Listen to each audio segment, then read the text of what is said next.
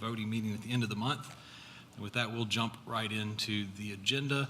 The first item on the agenda is public comment on agenda-related items. So if you're in the public and you have a comment about something on tonight's agenda, this is your opportunity to speak.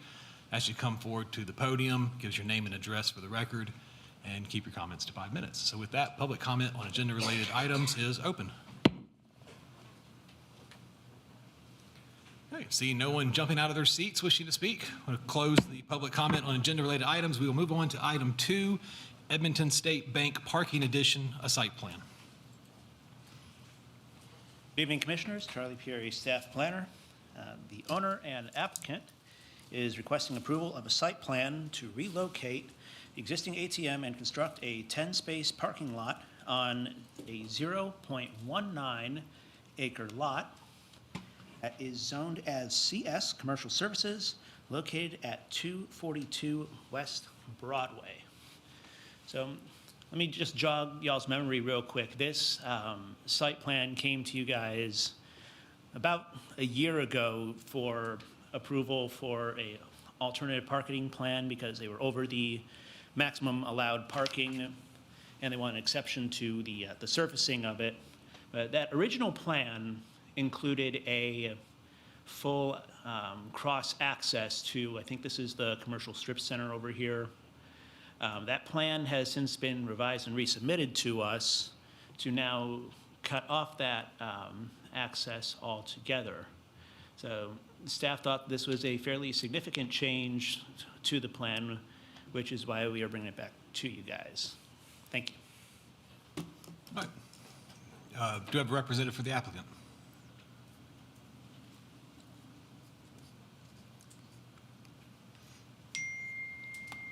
Good evening, Allison Turner with Greenwood Design. Happy to answer any questions you have. What we're trying to do is eliminate that cross-access easement altogether. Due to the configuration of this lot, you can't see it on this particular view, but on the overall view, and anyone that's been through that parking area, it's unique, and there would be a lot of conflict with the traffic going in and out of the drive-throughs, and then you have to snake your way through the parking on the southern end there to get out. A lot of it's one way, and I think it would just be very confusing, and it really probably doesn't save you much time trying to cut through there anyway, and creates more problems than it's probably worth, in particular in the owner's opinion. So we have the owner here, and we also have a representative, or the owner, I believe, of the strip center adjacent to the north, and neither party wants this, Okay. but so that's where we are at this point. But I'm happy to answer any questions you may have. That was my main question, was if the adjacent property owner was also in agreement that they didn't Yes. want it. Mayor, did you have a question? Okay, you just. Yeah, I don't have a problem taking it out, quite frankly. I was actually in that parking lot a couple of days ago, and it is a confusing parking lot to navigate. So, but can we go back to the slide with the parking and what you're proposing to put in? Okay. So this is going to clean up the drive aisle going beside the bank and give some better parking and move an ATM machine? Yes, that's where the, well, it's been a mattress store and a karate store, and it has been torn down now, and so that lot is vacant. They, purchased it and tore it down, but in order to make this connection and add this extra area for the ATM machine so that it's internal to the building instead of a separate external. Gotcha. And allow some parking there as well. Okay. No, I think that's going to go a long way to make that parking lot function much better. So, now that we've gone back and seen this, do you mind going back to the aerial one more time? So that building is gone, the one on the... Yes, that building to the north is gone.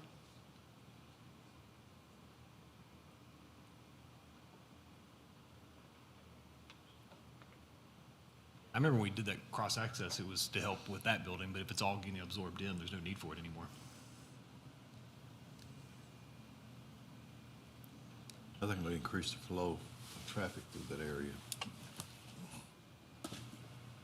Questions, feedback? Ask engineering. It is not our recommendation that that is removed. Because when we had the plan, come in to us before, which was approved at the end of September of last year. It included tearing this down and redoing the parking area. And we asked for the cross connectivity to be shown. It was shown. That's how it got approved. And then when they wanted to reconfigure the parking spaces again, it came in as an administrative site plan, and they had removed that connection, and Okay. we couldn't. That's why it's here. Correct. Okay. That's why it's here. That was some other questions. Okay. That makes sense. All right. Any other questions, feedback for the applicant? No. All right. I think we'll see it back in a couple of weeks. Thanks. Item 3, Windsong Residential Phases 2A and 2F amended preliminary master development plan and revised final master development plan. Good evening, Commissioners. Brad Hickman, Staff Planner. The owner and applicant request approval of an amended preliminary master development plan and revised final master development plan for Windsong Residential Phases 2A through 2F to realign the proposed walking trail amenity on 95.18 acres zoned MRO, multiple residential and office district located west of Southwater Avenue and north of SR 109. You can see the original approved walking amenity here, highlighted in yellow. This is from one of the last approved FMDPs. And then the proposed change here. There are grade issues. The applicant wishes to avoid here, meeting up with this road from the connection that would have come over here around. There's a fairly steep grade through there. So this is the alternate proposal. A quick blue beam measurement showed the original for me to be 4,129 linear feet and the proposed to be 3,397. So it's about a 732 linear feet reduction. So it will be smaller. Can't say that number's exact, but it will be smaller. Another issue we would like to address is, since the applicant is asking for less of this amenity, it was originally described as a natural material, so we would like something more durable, an asphalt, chip, something that wouldn't wash or blow away. Staff thinks that would be a better solution. Thank you. All right, thanks. We have a representative for the applicant.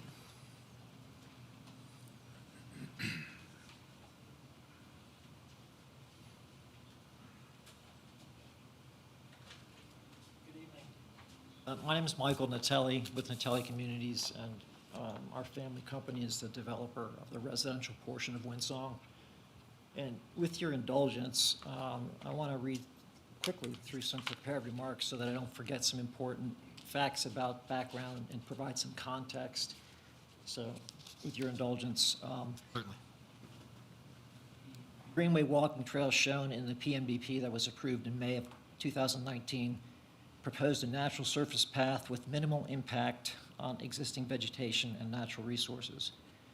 That walking trail is an amenity in the Windsong community and does not connect to any citywide walking trail, but does connect to the extensive sidewalk network within the Windsong community. The amended ordinance approving the PMDP did not require as a condition of approval that the walking trail be an asphalt or concrete trail, nor was it ever contemplated or proposed that the walking trail have anything other than a natural surface. Consequently, we've not budgeted for that trail to have anything other than a natural surface. Much of the alignment of that walking path was planned to be adjacent to both sides of the stream that runs through the middle of the property. And some areas, as Brad had mentioned, have steep opes, particularly on the south side of the stream. That walking trail alignment that was approved prior to our involvement with the residential portion of Windsong before we acquired or developed it. And so we didn't have an opportunity to weigh in on that alignment. Had we might have observed those conditions earlier in the process and been able to modify it. Be that as it may, I requested an on-site meeting with planning and engineering departments with Brad and Brian to walk the alignment, to take stock of the natural topography along the original walking path alignment. We met on site on September 17th, and, we were all in agreement that the walking trail alignment on the south side of the stream would be infeasible due to steep slopes in that area, making the trail difficult to navigate and maintain. Consequently, we reviewed an alternative alignment that day through much flatter areas, which we all agreed would be a better route. I then emailed a sketch of that alignment to Brad and Brian responded that it looked good, and Brad responded that staff would not recommend approval as the proposed alignment was shorter than the original. The original length of the walking trail, based on Reagan Smith's feedback, was 3,900 linear feet, and the length of the revised walking trail alignment that we submitted was, that we walked and that we then submitted, was 2,520 feet. Upon receiving the feedback from Brad that, it was shorter, I visited the site to evaluate other candidate areas that were relatively flat to add to the walking trail. And I found another segment of approximately 850 feet, which Brad included, that is at the northern side. And that starts near the playground, which has on-street parallel parking in that area. And the playground itself will have an additional 250 feet of path around it and to and from it. Whether we account for that in this total measurement or not, I'm indifferent, but just so that you're aware, we'll be adding some more path over there. Reagan Smith sent the revised walking trail alignment, including that additional segment, on Thursday, and the comments we received back on Friday indicated that the planning staff wanted us to provide an asphalt path, which again was never contemplated and wasn't a required condition of approval. With regard to the resulting minor reduction, which, if you count the area around the playground itself, the delta is only 280 feet. That it's somewhere, between 500 and 700 feet. And, with that reduction, we'd be happy to try to, find additional relatively flat areas to construct additional path. Or, we're happy to provide some additional amenities around the playground area, such as benches or that kind of thing, as an offsetting amenity. I don't know how much you know about our collaboration with the city, which I think is very positive, and I hope planning staff and the engineering department would also agree. We've made numerous accommodations that have been requested by the city to undertake various improvements that were not part of our plans, and they were problems that we didn't create. And we've probably invested close to $200,000, including constructing 2 additional stormwater basins that were not part of our plans. One in the northwest corner of the site, where the stream flows and is an outfall in that corner, and that has contributed to flooding, historic flooding, before this property was ever developed in the Hellwood Estates neighborhood. We also, the trigger for that was that silt-laden water was flowing through that stream, and it was coming off of the commercial public shopping center, as documented by your former stormwater inspector, Christina Bannister. But we did rush as fast as we could to construct that and do it without any hesitation. The engineering department also asked us to construct another stormwater basin on the northeast side, where water from off-site sources east of Southwater Avenue runs across the property and historically also contributed to flooding in the Halewood Estates neighborhood. We paid for the engineering for that. We managed the engineering. We subsidized the construction dollars for that sediment basin. We contributed the ground. We provided the city easements and so forth. And I'm not looking for a pat on the back. I just want you to know the level of cooperation and, our gestures of goodwill. We installed a lot of sidewalk that the commercial developer was supposed to do along Theodore E. Trace that didn't, at the request of the engineering department, and happy to do that kind of thing.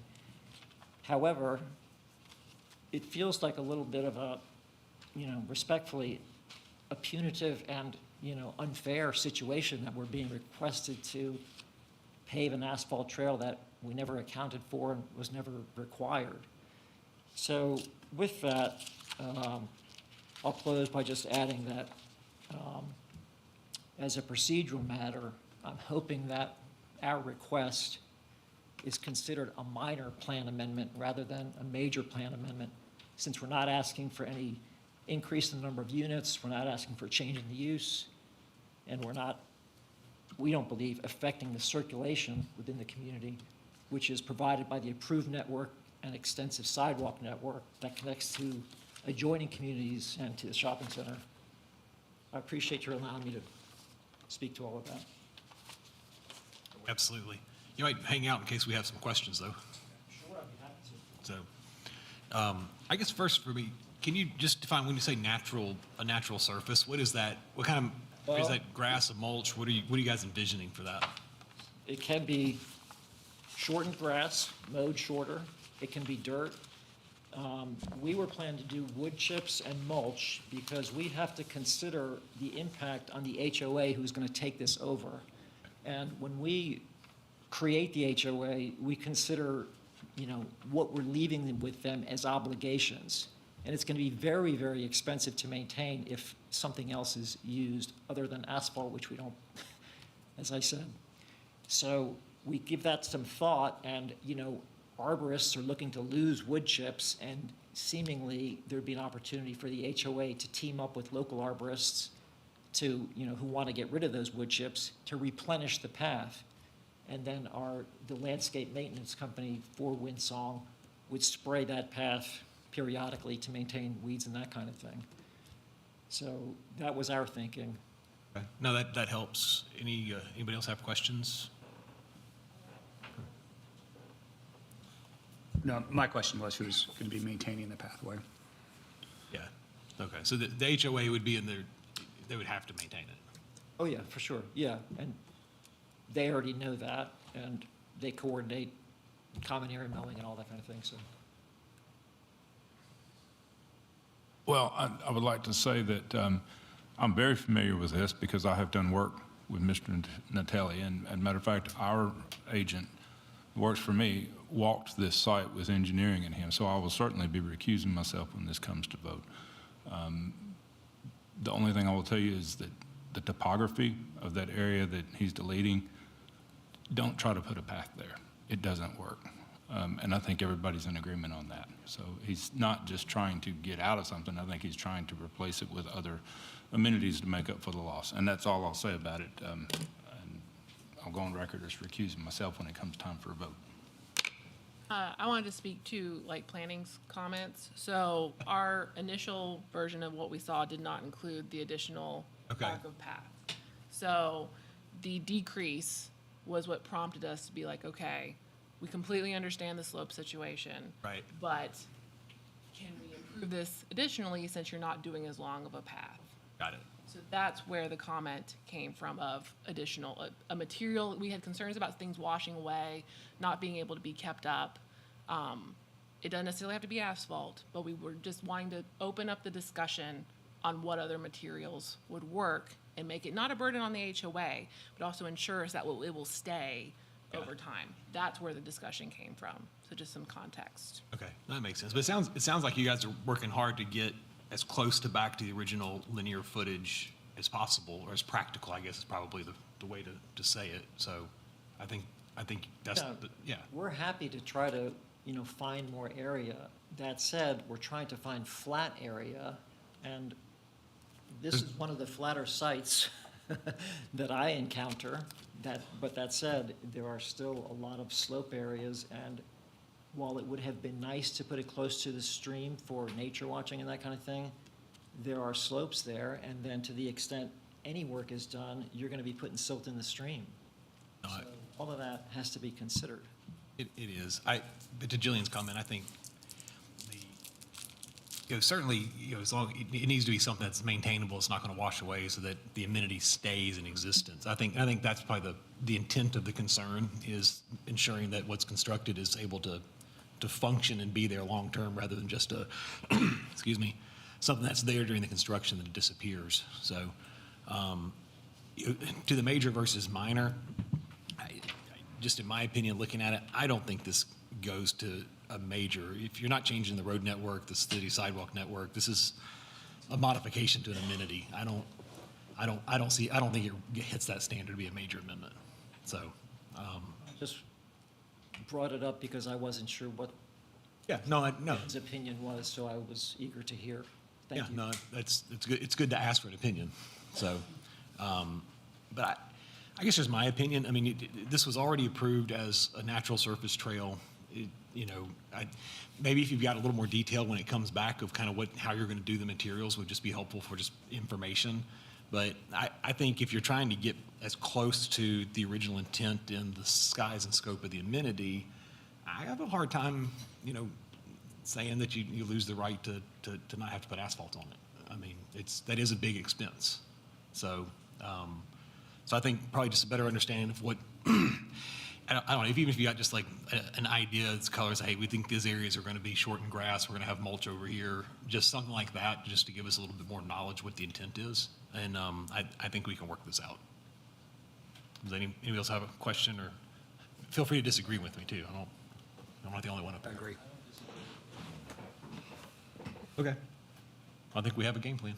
All right, we'll see you back in a couple of weeks then. All right, thank you, sir.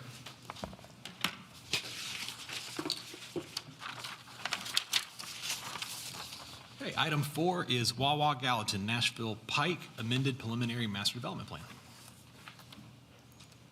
The owner and applicant request approval of an amended preliminary master development plan and final master development plan for a Wawa fuel station with food service and an associated fuel canopy on a 3.70 acre lot zoned as PGC, Planned General Commercial, located north of Nashville Pike and west of Harris Lane. A little bit backstory on this particular site. This is 2 of the commercial out parcels for that Gallatin Gap Master Development Plan over there on Nashville Pike, opposite of Browns Lane. I'm going to run through a couple of the comments here. First off is the access going from the private roadway here going up to the gas station. Staff would like to see that sidewalk relocated to the northern side of the property, just so that it can improve access for those who are living in the apartments to be able to get to this establishment. There is a fairly steep grade change from this access going down into the stream area. So whether or not there is a sidewalk there, a guardrail would be needed just for safety purposes. In our pre-application meeting, there were talks about having a right in, right out here instead of a full access. So staff will be working with the applicant and the engineering department to get that squared away. The landscaping plan is here as follows. Now, mind you, the Planned General Commercial Zoning District requires additional landscaping for certain uses. So we'll be sure that the applicant will have to adhere to those as well. Staff had minor comments on this, just mainly adding a couple extra trees along Nashville Pike to give it a little more uniform look instead of being overly populated on one side versus the other. The architecture for the Wawa is pretty consistent with the other proposed location that is going to be in the city. This does meet the 70% brick stone requirement, so there is that. And then the canopy will be the same slanted canopy as with the other location as well. This would be considered a minor amendment unless something major comes up with it. It's not particularly adding uses that are not approved in the plan already, and no other major substantial changes like that.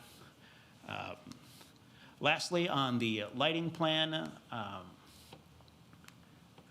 this is the proposal for it. Not a lot of foot candles going out onto Nashville Pike or into the apartments on the northern side as well. So that is pretty good in our book. We do ask that a note be added to ensure that the lighting from the canopy portion of the gas station be at least shielded, so it's not shedding any excessive light onto surrounding properties. Thank you. All right, thank you. Do you have a representative for the applicant?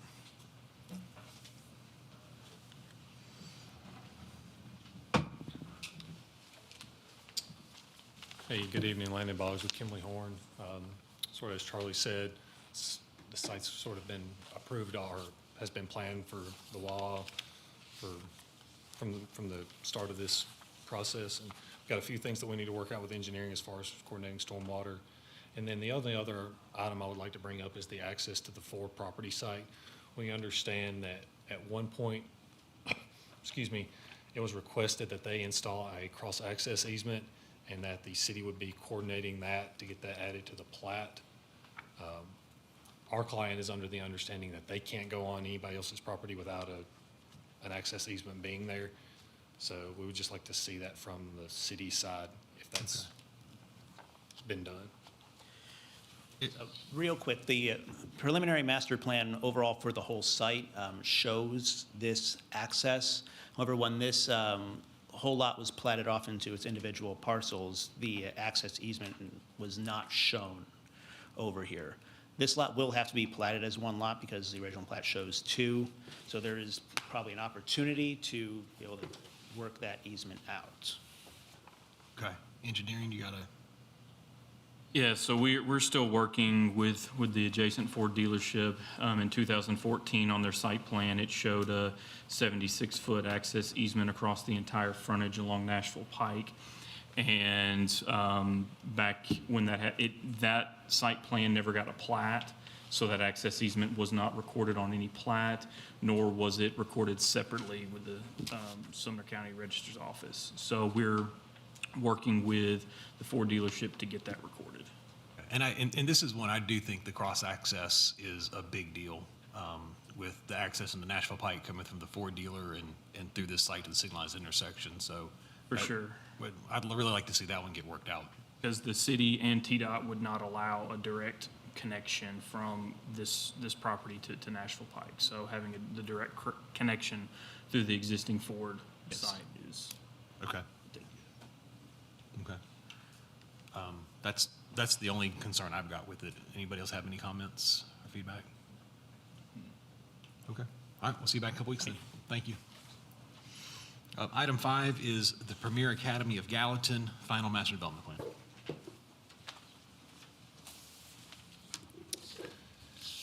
The owner and applicant request approval of a final master development plan for the Premier Academy of Gallatin, a proposed daycare facility on .59 acre lot located at 1168 Nashville Pike. You can see existing conditions and some of the trees they propose to remove, along with a gravel road that you can barely see anymore. It's mostly overgrown, but some tree removal through here and here. Then the proposed facility with the additional asphalt, a parking lot in the front adjacent to Nashville Pike. We have a fenced-off playground here with some of the trees remaining. A smaller tot lot here in the rear. Access is still through the existing access over here behind. I believe that's an insurance company. I think it's Farmers. Allstate, no, it's Allstate, thank State you. Farm, State Farm. There are no proposed changes currently to the building itself. So staying true to the Nashville Corridor Plan, the overlay. Thank you. All right, thank you. Do we have a representative for the applicant?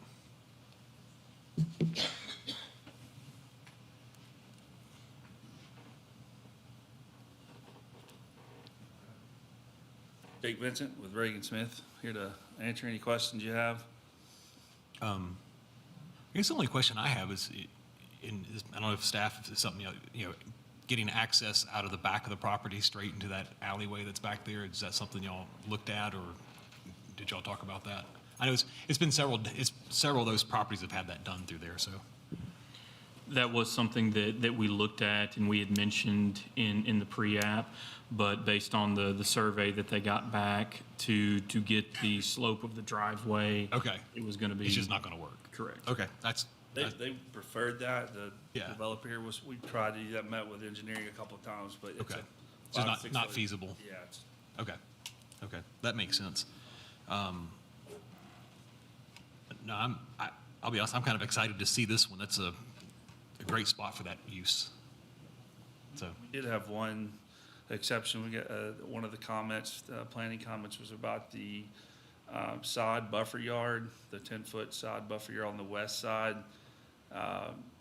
We would need, I guess, to get creative there. The existing parking lot and existing drive are right on that property line, and there's not a lot of room between the existing structure and the property line to get a drive aisle for the employee parking. They're calling that the employee parking on the front along Nashville Highway. So it would just be, yeah, right there is what they're calling the employee-only parking. And we'll add a sign there at that drive aisle, but it's going to be tight to get a 10-foot side yard buffer and the planting requirements right there. So we're open to suggestions for. I will say this corridor, it's very common to see alternatives for buffer yards. Yeah. You have a lot of existing trees, which is great. The comment came because that's the requirement for the code. So you'll be asking for an alternative buffer yard. yeah, so they just ask for alternative buffer yard and just show what can be done. Yeah. So you can get your parking to work. The intent of this corridor is that it maintain that residential look. And so the intent of that probably matters more than strict adherence to a buffer yard. Okay. Yeah. All right. Anything else, folks? All right, we'll see you back in a couple weeks then. Thanks. All right, item 6, the crossings at Hidden Creek, Jenkins Lane Infrastructure Final Master Development Plan. Thank you, Mr. Chair. Jim Carpenter, staff planner. The owner and applicant request approval of a final master development plan for Jenkins Lane extension with 22 single-family lots on a portion of 7.05 acres zoned PGC, Plan General Commercial, and MRO, multiple residential and office zone districts located east of Big Station Camp and south of Long Hollow Pike. So planning staff had mostly minor comments on this, just to update the title and add phase and some other smaller changes. However, engineering has included conditions for the traffic impact study for these two intersections for Jenkins Lane at Big Station Camp and on Bison, I believe this is Bison Trail, right? To be updated to reflect turn lanes. We just wanted to have them take another look at that, see if there was a need to have a separate exiting left and right turn lanes. Okay. So be a minor impact overall. Okay, got it. The architecture will be the same as other phases. And with that, we have pretty minor comments. Okay, sounds like we have a representative for the applicant.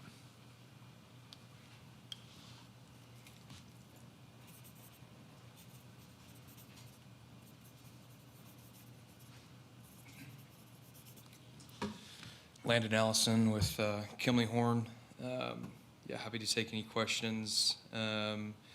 On the engineering note, on the traffic impact study, I'm working with my traffic team tomorrow morning, actually take a look at that study, and we'll work with you on any changes that need to be made there, and any layout changes accordingly. But no other comments on, or questions on any other comments, but happy to take any other questions. I don't have any questions. It seemed pretty straightforward to me. Yep. Do you have any questions for the applicant? All right, we'll see you back in a couple weeks then. Sounds good, thanks. Thank you. Okay, item 7 is Nexus TN Phase 2 South Section 7, a final plat. And then also got Phase 2 and 8. You want to do them both at the same time? All right, 7 and 8 at the same time. Good evening, Kimberly Atlee, Staff Planner. This is Nexus, Tennessee. We're talking about Phase 2, Section 7 and 8, and this is the final plat. The owner applicant is requesting approval for the final plat. It's located south of West Albert and Gallatin Avenue and east of Highway 109, is Zone R8 PRD. Section 7 has 6.3 acres, and Section 8 has 17.8 acres. They're roughly at 6,000 square plus acres, lot size. 28 single-family detached lots on Phase 7 and 49 on Section 8. There were some minor comments, nothing major. It's very consistent with the FMDP. And this is the last section of Phase 2 south of the Nexus. All right, great. We have a representative for the applicant hiding in the back.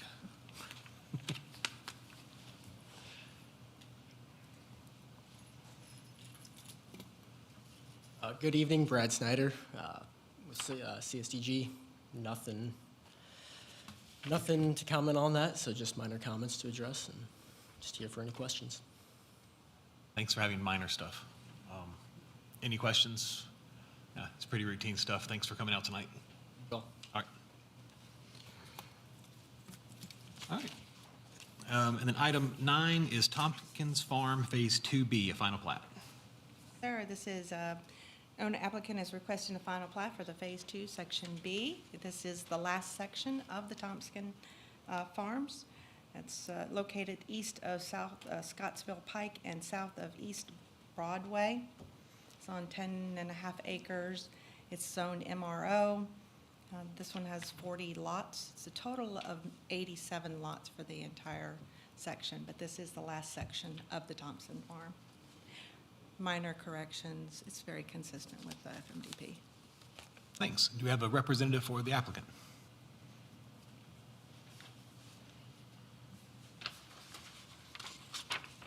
Allison Turner with Greenwood Design, representing this item. We're fine with staff comments. Okay, yeah, it's final plat, it's all consistent, all kinds of good, easy stuff. Okay, well, thanks. We'll see you back in a couple weeks. All right, gets us down to other business. The staff, engineer, anybody have other business? I do not have anything tonight.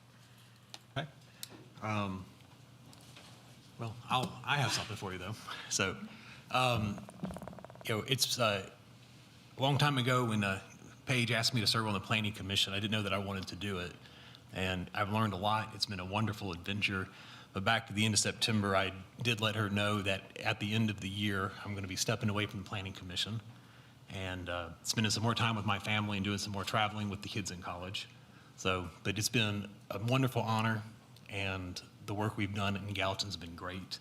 And I can't say enough good things about the city staff and just the people that I've been honored to serve with. So it's been an honor and a privilege, and but December will be my last meeting. So. I have lots of praise for you, and I guess there will be time for that, but Yeah, that's. thank you. Well, I wanted to say something earlier, so it wasn't at the very end, and I just disappeared. So, but it's been a conversation we've been having for a while. So, but with that,